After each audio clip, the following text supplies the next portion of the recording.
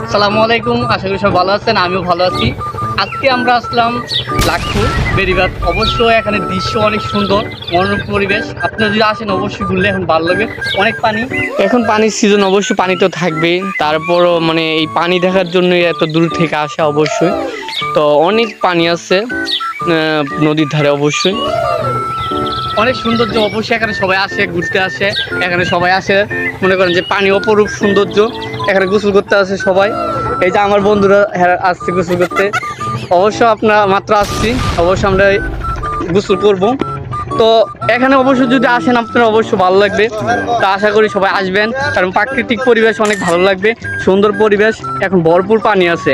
যদি সীমিত সময়ের জন্য আপনারা আনন্দ পেতে চান তাহলে অবশ্যই শিমুলিয়া লাকপুর আসেন, অবশ্যই অনেক ভালো লাগবে।